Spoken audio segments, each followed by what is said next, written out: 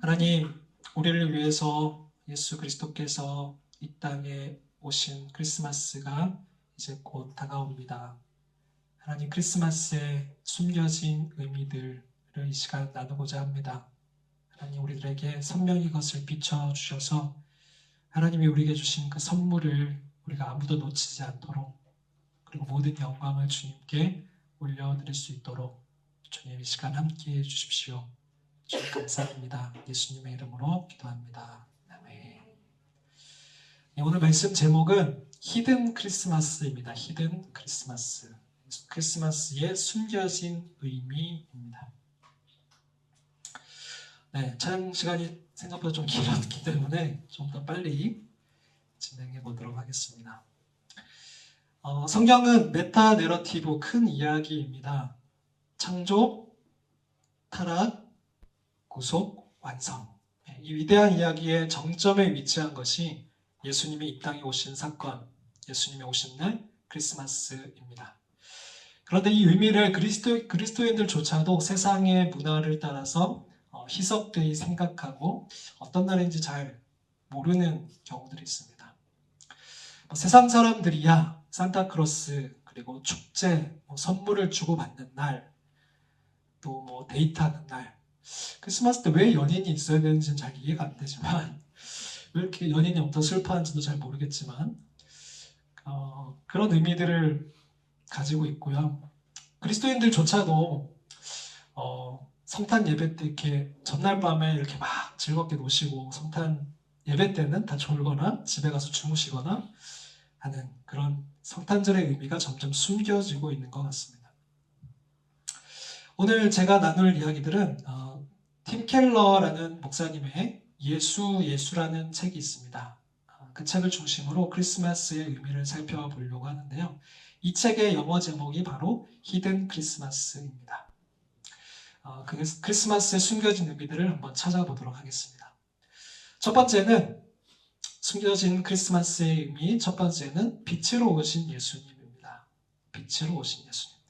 크리스마스 시즌이 되면은 이렇게 그 성탄 트리에 불빛을 점등 행사들을 하잖아요. 뒤에 크리스마스 트리도 있는데 이렇게 불이 반짝반짝하고 있는데 왜 저 불을 켜는 겁니까?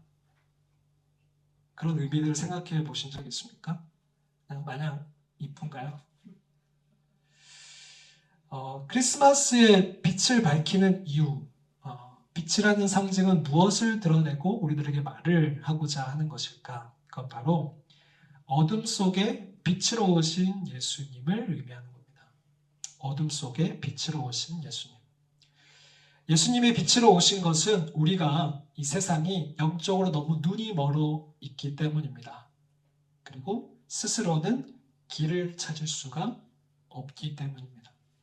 세상이 어둡다라는 말은 성경에서 이 어둠이라는 단어는 악, 그리고 무지라는 것을 뜻합니다. 그리고 어둡다는 것은 제대로 볼 수 있다는 겁니까? 네, 볼 수 없다는 겁니다. 어두운 실내에서 여기서 불이 다 꺼진다라면 우리는 아무것도 할 수 없죠. 그리고 집에 갈 때 여러분이 이제 집에 가실 때 차를 타고 가시거나 버스를 타고 가실 때 길가에 불이 다 꺼져 버린다면 큰 사고들이 날 겁니다. 예수님이 태어나신 첫 크리스마스에도 이 세상에는 어둠이 가득했습니다. 헤롯 왕의 탐욕으로 폭력, 압제, 불의가 있었고 그로 인해서 살인이 일어났고 슬픔이 가득했고 난민이 발생했습니다.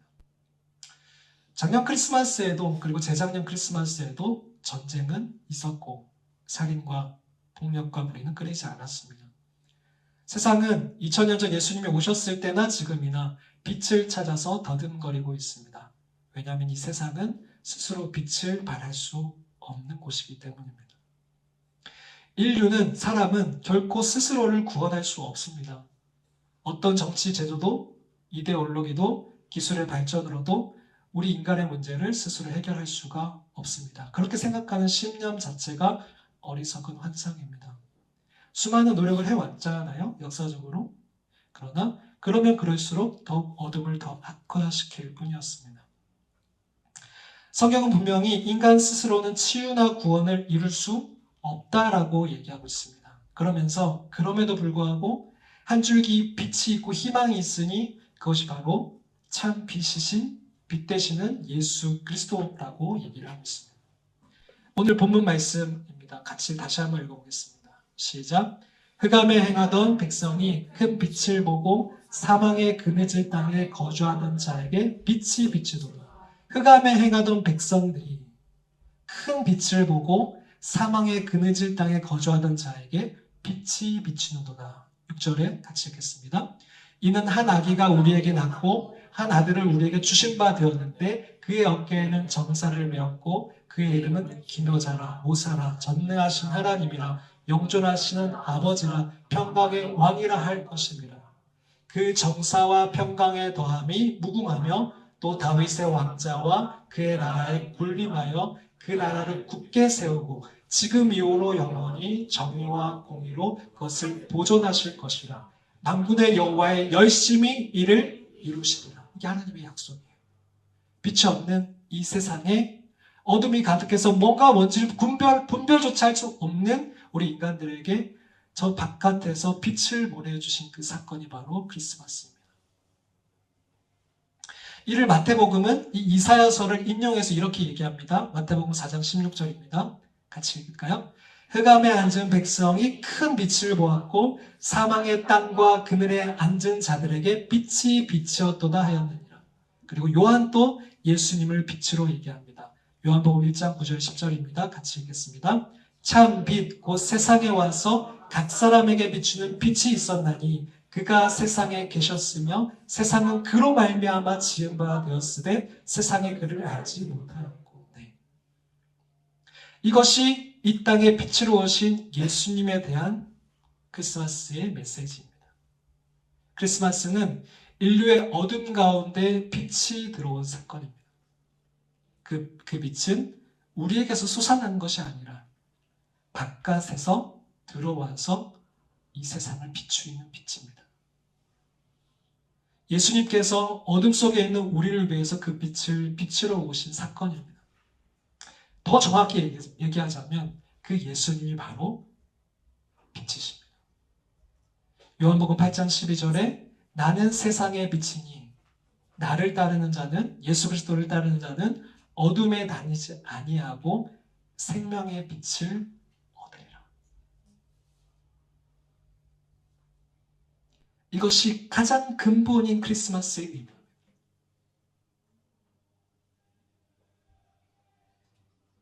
이게 크리스마스의 의미입니다. 우리가 이걸 몰랐다라면, 알았지만 우리가 비춰지지 않았다라면 누군가가 이것을 숨기는 거죠. 그리고 크리스마스의 어떤 외적인 즐거움만을 우리에게 얘기하는 거죠.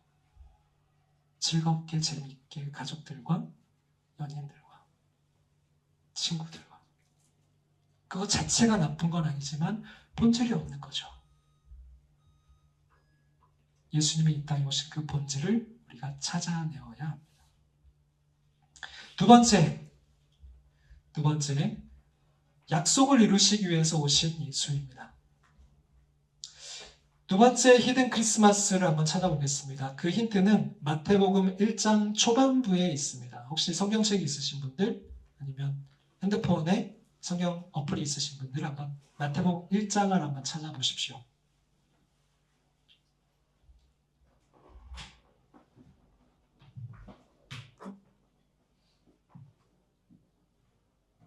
뭐가 있습니까? 뭐부터 시작되나요? 마태복음. 사실 새해가 되면 이제 통독을 하잖아요. 통독을 해서 이제 구약은 또 좀 어려울 것 같고 그래서 신약부터 이렇게 시작을 하는데 신약을 딱 펴면 뭐부터 나오죠? 누가 누구를 낳고 누가 누구를 낳고 그래서 이렇게 덮어버리거나 아니면 이제 넘어가거나 이렇게 되는데 족보가 나옵니다. 족보.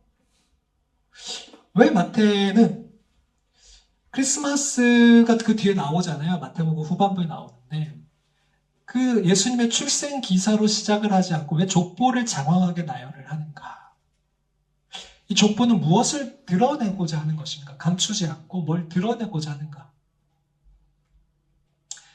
마태는 이 크리스마스 사건을 말하기 전에 뭔가를 말하려고 하는 겁니다. 그 세 가지 의미를 한번 찾아보겠습니다. 첫 번째는 예수님은 허구가 아니라 실존 인물이라는 겁니다. 마태복음에 이 족보를 통해서 이 이야기가 아주 먼 옛날에로 시작하는 동화나 판타지가 아니라 역사적 근거를 제시할 수 있는 실제라는 것을 마태는 얘기하고 드러내고 싶은 겁니다. 두 번째, 마태가 이 족보를 통해서 드러내고자 하는 사실 두 번째는 예수님은 누구를 위해서 오셨는가라는 겁니다. 예수님은 흠 많은 자들을 위해서 오셨다는 사실을 드러내고 싶은 겁니다. 마태복음 1장의 이 족보는 어떻게 보면 이력서라고도 할 수 있습니다. 예수님이 어떻게 해서 낳고 해서 태어나시는지. 그러니까 당시의 이력서는 집안의 혈통과 가문으로, 그러니까 자신의 관계된 사람들로 구성된 족보가 곧 그들의 이력서였다고 합니다. 그 족보는 사회를 향해서, 세상을 향해서 나는 이런 사람이다 라고 얘기하는 겁니다. 근데 요즘에 자소서 많이 쓰잖아요. 그죠? 뭐 두드림통에 나갈 때도 우리가 썼는데, 쓸 때 솔직하게 쓰긴 하지만 단점을 더 부각하려고 씁니까? 아니면 그래도 장점을 그래도 좀 더 나를 드러내려고 합니까? 네. 그게 보통이잖아요. 그게 보통이에요. 예전에나 지금도 마찬가지입니다. 우리 인간은 자신의 경력에서 나를 불리하게 보이는 부분들을 빼려는 경향이 있어요. 근데 이 마태복음 1장의 족보를 보면 그 반대입니다. 정반대 정도가 아니라 자세히 보면 충격적입니다. 우선 족보에 보면 여자가 5명이 등장을 합니다. 이 시대에 여자를 족보에 언급한다는 사실은 전무한 일입니다. 정말 특별한 일이 아니면 여자를 족보에 집어넣지 않습니다. 그런데 그것도 5명이나 실려 있고, 그리고 그 여인들이 유대인이 아니라 이방인들이 섞여 있습니다. 다말, 라합은 가나안 사람이었고 룻은 모압 사람입니다.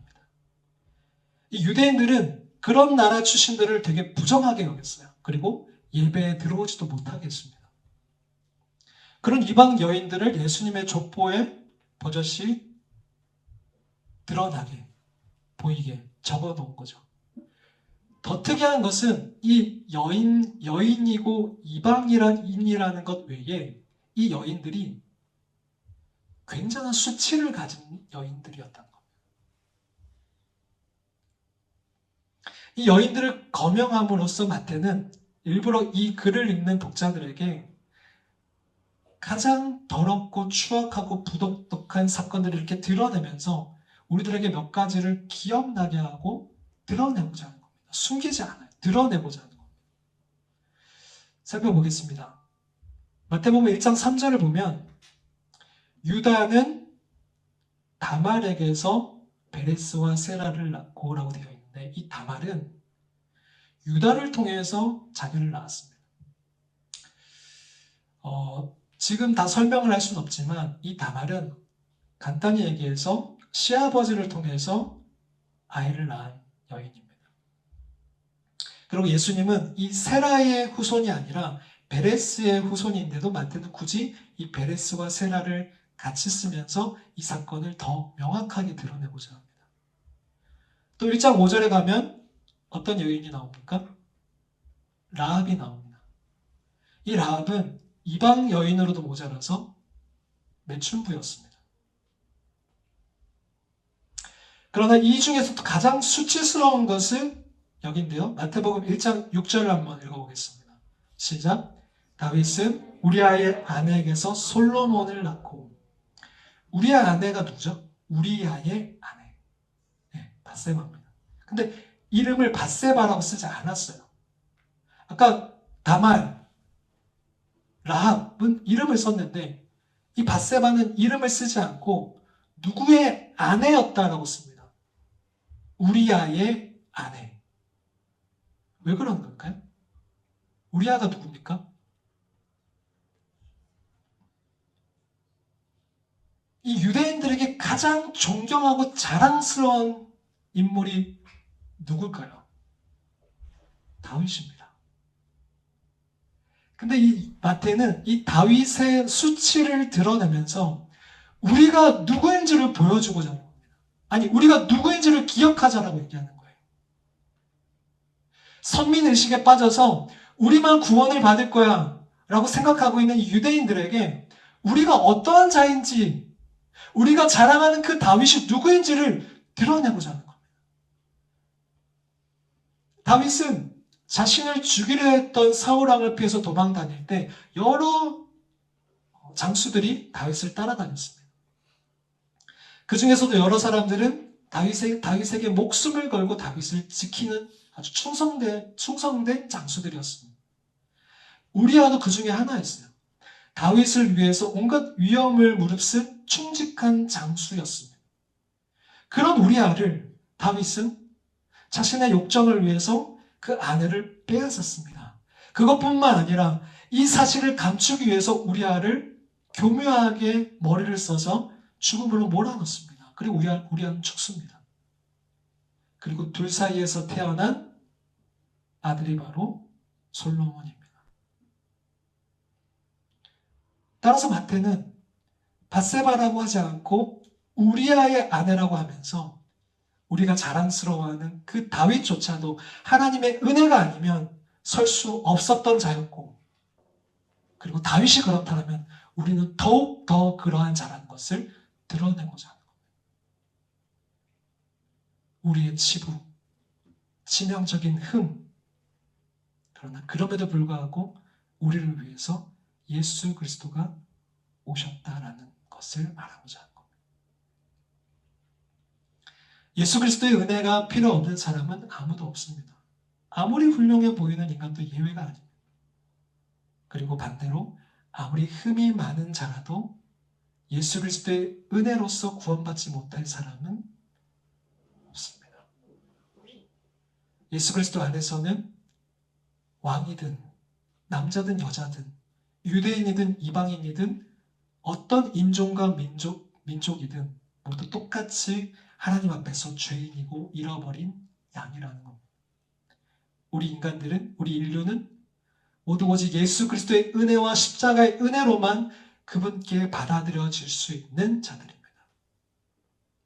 이 마태복음 1장에 누가 누구를 낳고는 우리가 누구인지를 보여주고자 하는 겁니다. 그리고 우리가 그분으로 인해서 구원받음이 얼마나 귀한 은혜인지를 다시 한번 상기시키고자 하는 겁니다. 그것 때문에 예수님이 오셨다. 그것 때문에 예수님이 오셨다. 이 크리스마스는 그러한 의미라고. 세 번째, 마태가 이 족보를 통해서 드러내고자 했던 것은 예수님은 약속을 이루시기 위해 오셨다라는 사실입니다. 이 족보를 쭉 보면 이 예수님이 오신다는 그 약속이 성취되기까지 정말 많은 세대가 흘렀음을 일깨워줍니다. 어디서부터 시작이 됩니까? 어디서부터 이렇게 누가 누구를 낳고 시작이 돼요? 네, 아브라함부터. 그럼 굉장히 많은 세대가 흐른 겁니다. 몇천 년이 흐른 거예요.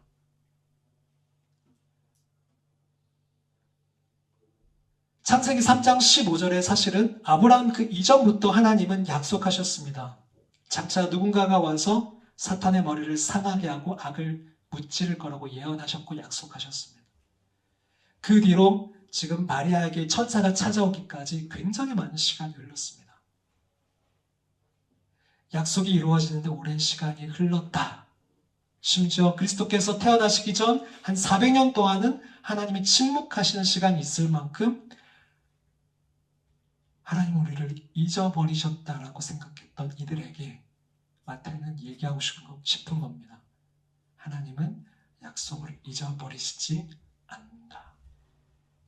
하나님은 약속을 반드시 성취하시는 분이시다.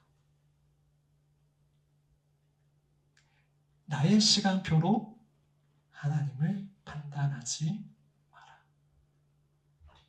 비록 그 약속의 성취가 더딜지라도 하나님은 결코 약속을 잊어버리시는 분이 아니다. 이것을 드러내고 싶은 겁니다. 이 같은 것은 예수님의 탄생만 해당되는 것이 아니라 성경 전체에서 볼 수가 있습니다. 요셉만 봐도 그 오랜 시간을 감옥에 들어가고 수치를 당하면서도 그 시험을 견뎌내어야 했습니다. 그런데 하나님은 요셉을 잊어버리시지 않았습니다.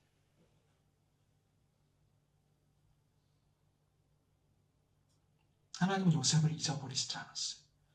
오히려 성경은 하나님이 요셉과 함께하고 있다라고 말씀하셨습니다. 하나님의 때는 우리가 원하는 기간이나 계획대로 움직이지 않습니다. 그분은 우리의 일정에 따르지 않으시는 분입니다.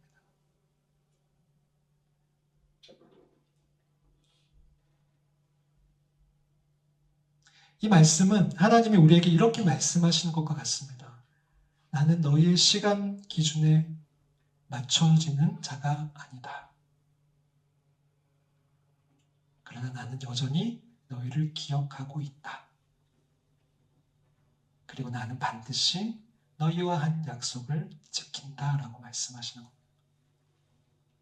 다시 한번 반복하면 하나님은 약속을 잊으신 듯 보이지만 그분의 때에 반드시 이루시는 분이시며 이루어지기까지 우리는 그분의 방법을 상상조차 할 수 없습니다. 예수님이 오신 것만 봐도 우리가 생각하는 때에 온 것이 아니고 우리가 생각하는 방법으로 오신 게 아닙니다. 그렇기 때문에 누군가는 왕궁에서 태어나실 줄 알았고 누군가는 정치적인 어떤 압제에서 벗어나게 만들 정치 지도자로 오실 것으로 예상했지만 예수님은 전혀 그렇게 오신 것이 아니라 하나님의 방법과 하나님의 때에 맞춰 이 땅에 오시고 우리 온 인류를 완전하게 구원하셨습니다. 크리스마스에 감춰진 하나의 의미는 하나님 그분이 그분의 목적을 가지고 그분의 때에 반드시 이루신다는 사실입니다. 이것이 크리스마스의 의미입니다. 마지막입니다. 크리스마스에 감추어진 의미. 세 번째는 왕으로 오신 예수님입니다. 너무 당연하죠. 너무 당연한데 너무 불편한 진실입니다. 알면서도 이것을 많은 사람은 부정합니다. 굉장히 불편하기 때문입니다. 알면서도 감추려고 합니다. 헤롯 왕이 대표적인 예입니다. 마태복음 2장 1절에 3절 말씀 같이 한번 읽겠습니다. 시작. 헤롯 왕 때에 예수께서 유대 베들레헴에서 나심에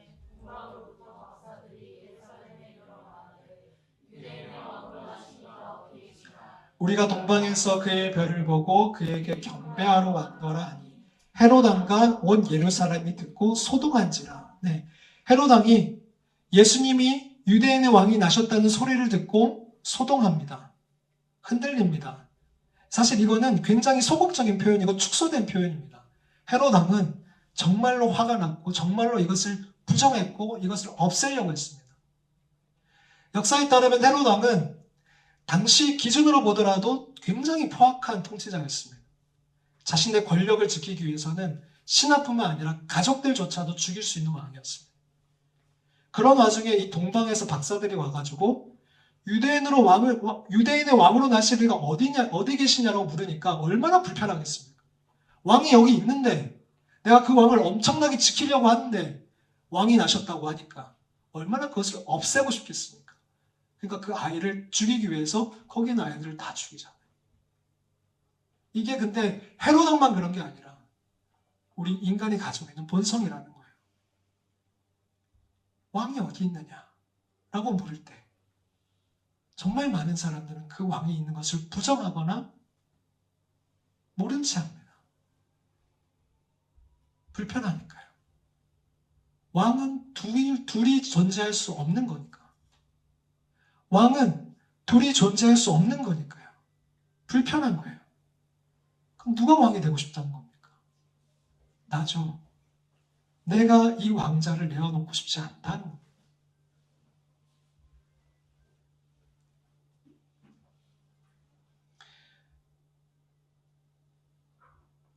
우리의 마음속에는 작은 헤롯 왕이 있습니다. 그리고 그 왕은 이 왕권을 침해할 만한 것에는 위협을 느끼고 반발하며 적의를 가집니다. 헤롯 왕의 이 소동은 우리 모두의 본성을 여실히 보여줍니다. 우리의 삶을 주관하실 권리가 하나님께 있지만 우리는 거기에 저항하다 못해 적의를 품고 대적합니다. 내 입맛대로 하나님을 만들어내고 내가 하나님을 조종하려고 합니다. 왕이 어디 계시냐라는 그 질문은 이 땅에 오신 그 예수님을 불편해하는 인간들의 소동에 대한 적나라한 물음이에요. 왕이 어디 계시냐? 우리를 불편하게 하는 진실인 거죠. 그런데 이 질문에 너희의 왕이 어디 계시냐라는 그 질문에 이 헤롯 왕 그리고 거기에 있는 예루살렘이 유대인가 소동했다고 하는데 전혀 다른 대답을 한 젊은이 2명이 있습니다. 누굴까요? 전혀 다른 대답을 한 젊은이 2명. 네, 전가요? 요셉과 마리아였습니다. 이 둘은 전혀 다른 대답을 하나님께 드립니다. 너희의 왕이 어디 계시냐라는 그 질문에 전혀 다른 대답을 해요. 요셉에게 마리아에게 각각 천사가 와서 예수 그리스도가 나실 것을 예언합니다.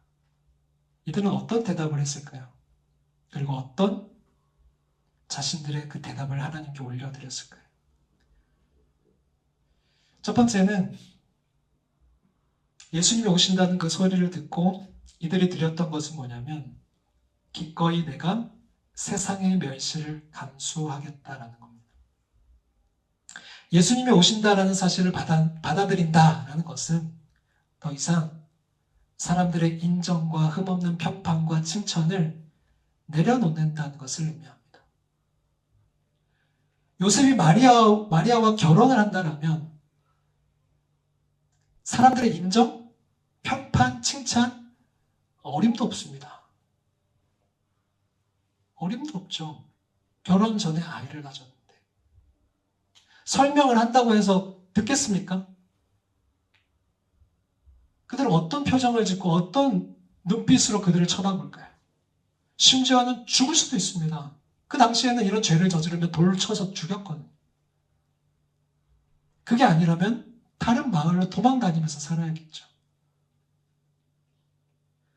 마태복음 1장 18절 20절 말씀에 요셉에게 먼저 말씀하십니다. 예수 그리스도의 나심은 이러하니라. 그의 어머니 마리아가 요셉과 약혼하고 동거하기 전에 성령으로 잉태된 것이 나타났더니 19절 같이 읽겠습니다. 그의 남편 요셉은 의로운 사람이라 그를 드러내지 아니하고 가만히 끊고자 하여 이를 생각할 때에 주의 사자가 현몽하여 이르되 다윗의 자손 요셉아 네 아내 마리아 데려오기를 무서워하지 말라. 그에게 잉태된 자는 성령으로 된 것이요. 무서웠던 거예요. 이거를 내려놓는 게, 이 대답을 하는 게 하나님이 나의 왕이십니다 라고 대답을 하는 게 무서웠던 겁니다. 근데 요셉이 결국 그 대답을 합니다. 마리아에게도 천사가 찾아가죠. 누가복음 1장 28절 31절 말씀입니다. 같이 읽겠습니다. 시작. 그에게 들어가 이르되 은혜를 받은 자여 평안할지어다. 없나요? 네. 누가복음 1장 같이 읽겠습니다. 시작. 그에게 들어가 이르되 은혜를 받은 자여 평안할지어다. 주께서 너와 함께 하시도다 하니 처녀가 그 말을 듣고 놀라 이런 인사가 어찌함인가 생각하며 천사가 이르되 마리아여 무서워하지 말라. 네가 하나님께 은혜를 입었느니라. 보라 네가 잉태하여 아들을 낳으니 그 이름을 예수라 하나. 네. 마리아도 무서웠어요. 마리아는 이때 10대의 소녀였습니다. 근데 마리아는 처음에 이해되지 않았어요. 이걸 당연하게 받아들일 사람이 어디 있습니까? 이해되지 않았어요. 그래서 솔직하게 묻습니다. 질문을 해요. 1장 34절에 마리아가 천사에게 말하되 나는 남자를 알지 못하니 어떻게 이 일이 있겠습니까? 라고 질문합니다. 그러니까 질문 자체가 나쁜 게 아니에요. 이성 자체가 나쁜 게 아니에요. 믿지 않으려는 방향으로 질문하는 게 잘못인 거죠. 진리를 찾아서 겸손하고 열린 마음을 하는 질문은 옳은 겁니다. 마리아는 지금 겸손하고 열린 마음으로 질문하고 있습니다. 어떻게 이 일이 있을 수 있습니까? 마리아는 솔직히 이해되지 않았어요. 그러자 천사가 얘기합니다. 37절에 대저 하나님의 모든 말씀은 하지 못할 일이 없다라고 천사가 선포합니다. 이해시키기보다 그냥 선포합니다. 그러자 마리아가 이렇게 대답합니다. 38절 말씀 같이 읽겠습니다. 마리아가 이르되 주의 여종이오니 말씀대로 내게 이루어지리라 하며 천사가 떠나가니라. 네. 주의 여종이오니 말씀대로 내게 이루어지다. 이 말은 그냥 하나님이니까 시키니까 해야지 이 약물고 이런 자세가 아니라 이 주의 여정이오니라는 이 고백을 보면 이 순종의 근거를 마리아는 나의 왕 되시는 하나님께 두고 있다는 겁니다.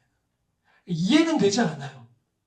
어떻게 이런 상황이 일어날 수 있고 내가 남자를 알지 못하는데 아이를 가진다는 게 이해가 되지 않지만 나의 왕 되시는 그분이 말씀하시니 그분은 능하지 못하신 일이 없으시니 나는 당신의 여종이오니 그 말씀이 내게 이루어지다.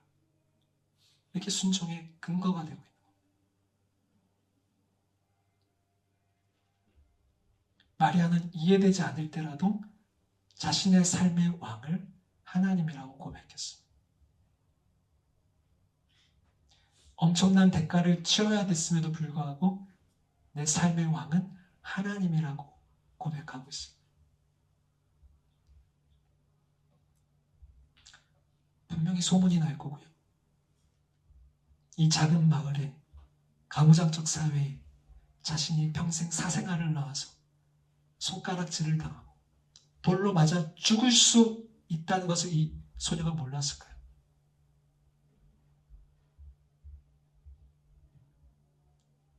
어느 10대 소녀처럼 그녀에게도 꿈이 있었을 거고 요셉과 결혼하면 자녀를 몇 명 낳고 그런 작은 소망도 있었을 거고 근데 지금 이 고백을 한다는 것은 그 모든 것들을 내려놓겠다라는 거예요. 어마어마한 고백인 거죠.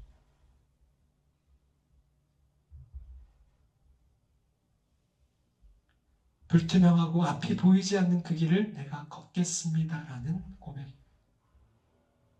죽으면 죽겠습니다라는 고백이요. 성경에 이런 고백을 했던 여인이 있잖아요. 그 여인도 마리아와 같은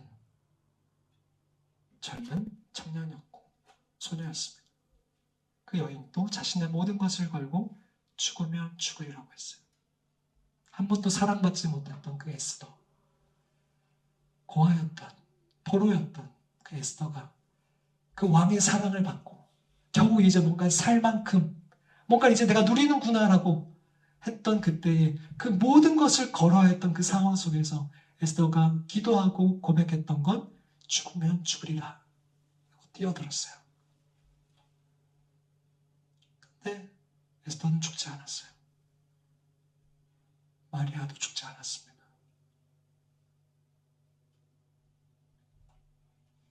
사람들이 자주 하는 말이 있어요. 나는 기독교인입니다. 그런데 하나님이 내 삶의 영역에 간섭하는 건 원치 않습니다. 이건 전혀 다른 말이고 맞지 않는 말입니다. 따뜻한 아이스 아메리카노와 같은 말입니다. 말이 안 되는 말인 거죠. 성립이 안 되는 말입니다. 나는 하나님을 믿습니다. 예수 그리스도를 믿습니다. 그러나 그분이 내 삶에, 내 영역에 간섭하시는 건 원치 않습니다. 성립이 되지 않는 말이에요.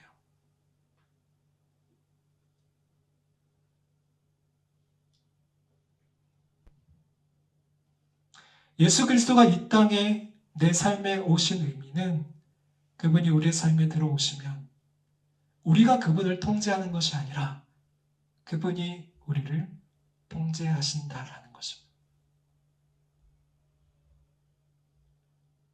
이와 같은 자기 부인은 현대사회에서는 바보 같은 짓이죠. 미친 짓이죠. 그러나 그리스도인들은 기꺼이 용기를 내어 그렇게 살기로 결단하고 그렇게 결정하는 자들입니다.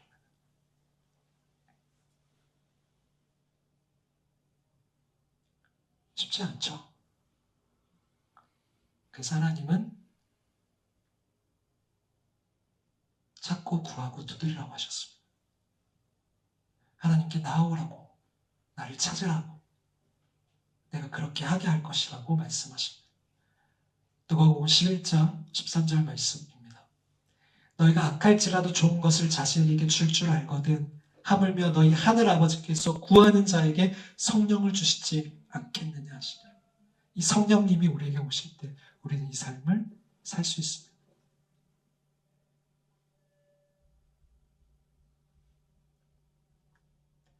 존 웨슬리의 언약 기도문입니다. 우리 같이 한번 이 기도문을 읽어봤으면 좋겠는데요. 기도하는 마음으로 주님, 제 힘으로는 이런 삶을 살 수 없지만 주님, 제가 결국 이 삶을 살기로 결단하고 주님의 은혜가 성령님이 임하셔서 내가 이 삶을 살게 해주십시오라고 같이 한번 읽었으면 좋겠습니다. 시작. 이제 저는 제 것이 아니라 주님의 것입니다. 주님 뜻이라면 무엇이든지 하고 누구 곁에든 가겠습니다. 이를 맡겨주시고 고난도 허락하소서. 쓰임을 받든 묵혀지든 다 주님을 위해서입니다. 높아지든 낮아지든 주님을 위해서입니다. 충만하게 하시고 비어있게 하소서. 모든 게 있게 하시고 아무것도 없게 하소서. 즐거이 자원하여 모든 것을 드리오니 마음대로 처분하소서. 오 복되신 영광의 하나님, 성부와 성자와 성령이시여, 주님은 저의 것이고 저는 주님의 것입니다. 그렇게 되어지이다. 제가 땅에서 맺은 이 언약을 하늘에서 위준하여 주소서. 아멘. 마리아도 이 기도를, 이 믿음을 드리고 전진해 갔습니다. 보이지 않지만, 이해되지 않았지만 한 발짝씩 내디딜 때 하나님이 그에게 은혜를 부어주셨고 성령을 부어주셨습니다. 이해되지 않았지만 그 믿음의 한 발을 내디딜 때 그것이 확신이 되었고 이 마리아에게 기쁨이 되었습니다. 그래서 누가복음 1장 46절 50절에 마리아는 이렇게 하나님께 찬양과 기쁨을 올려드립니다. 마리아가 이르되 내 영혼이 주를 찬양하며, 의심이 확신으로 바뀌어가는 거예요. 성령님께서 임하시면서 내 마음에 하나님이 내 구주를 기뻐하였으면 그의 여종의 비천함을 돌보셨음이라. 보라, 이제 후로는 만세에 나를 복이 있다 일컬으로다. 보게 된 거예요. 보게 된 겁니다. 일어나지 않았지만 보게 되는 겁니다. 능하신 이가 큰 일을 내게 행하셨으니 그 이름이 거룩하시며 긍휼하심이 두려워하는 자에게 대대로 이르는도다. 마리아는 두려웠고 의문이 들었고 이해되지 않았지만 그분이 나의 왕이시니 그 한 발을 내디딜 때에 믿음이 확신이 되었고 그 두려움이 하나님을 두려워하는 경이로움으로 바뀌어갔습니다. 왜 하필 나야가 아니라 이런 나를 택하시다니, 이런 복을 나에게 주시다니로 변해갔습니다. 그 하나님 앞에 사랑과 경외감을 느끼고 그 하나님을 경험하게 됩니다. 다트. 크리스마스는 예수님이 오셨다라는 것은 이러한 의미입니다. 너희의 왕이 어디 계시냐? 라는 질문을 하는 겁니다. 그분이 오셨다라는 것. 그분이 왕으로 오셨기 때문에 너희의 왕이 어디 계시냐라고 묻는 거고, 우리는 무엇이라도 답하는 크리스마스가 되어야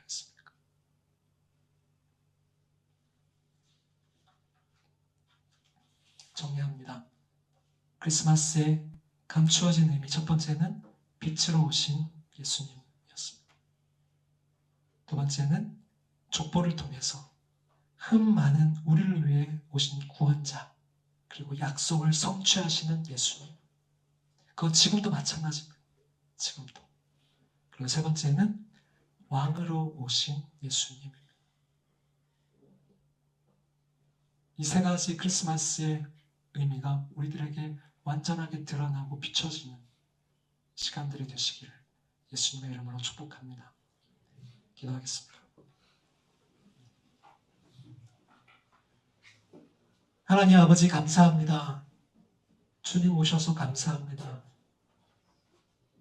어둡고 흑암으로 가득 찬 이곳에, 이 세상에 빛으로 오셔서 감사합니다. 우리가 주님으로 인해서 볼 수 있게 해주셔서 감사합니다. 아직 다 보고 있지 못한 부분이 너무 많습니다. 주님, 더 밝게 우리에게 오시옵소서. 이번 성탄절을 우리에게 더 밝게 빛나게 임하여 주시옵소서.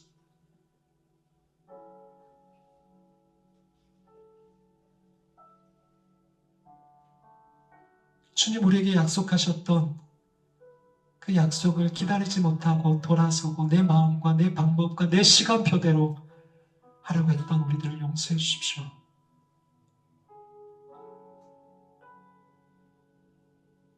주님의 시간, 주님의 때에, 주님의 방법으로 일하시는 그 주님을 우리가 신뢰하게 해주십시오.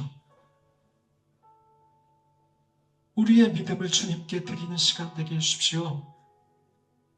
주님께 받고자 하는 자들이 아니라 이미 많은 것을 받은, 이미 모든 것을 받은 우리들이 주님께 무엇을 드릴지, 어떤 믿음을 드릴지, 주님을 기쁘시게 할지, 주님께 황금과 오략과 제물을 드릴 수 있는, 나를 드릴 수 있는 크리스마스 되게 해주십시오. 그리고 불편한 진실이지만 주님, 우리에게 왕으로 와주십시오. 내 가정의 왕으로 와주십시오. 우리 공동체의 왕으로 와주십시오. 하나님 통치하여 주시옵소서. 나는 그리스도인이지만 하나님이 간섭하시는 걸 원하지 않습니다. 나는 어리석은 말을 하지 않게 해주십시오. 정말 쉽진 않지만, 마리아도 쉽지 않았지만 당신이 나의 왕이시기에 이해되지 않는 그 순간에도, 대가를 지불해야 되는 그 순간에도 나의 믿음을 걸고 주님께 한 발 한 발 내딛는 우리들이 되게 해주십시오. 그래서 주님을 경험하게 해주십시오. 이 세상에 대한 두려움이 당신에 대한 경이로움으로 바뀌게 해주십시오. 주님이 어떠한 분인지를 더욱 알게 되는 크리스마스 되게 해주십시오. 새해가 되게 해주십시오.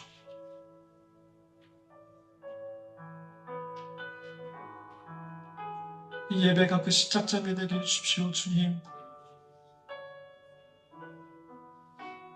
임마누엘, 우리와 함께 하신 하나님, 이곳에 임해 주십시오. 여기 있는 한 명 한 명의 마음에 충만히 임재해 주십시오. 만나 주십시오. 우리의 의심을 확신으로 바꿔 주십시오. 당신을 인해 기뻐하게 해주십시오. 세상을 두려워하지 않고 당신만을 두려워하게 해주십시오. 세상에 경배하지 않고 당신에게만 경배하게 해주십시오. 우리의 왕으로 오시옵소서. 주님,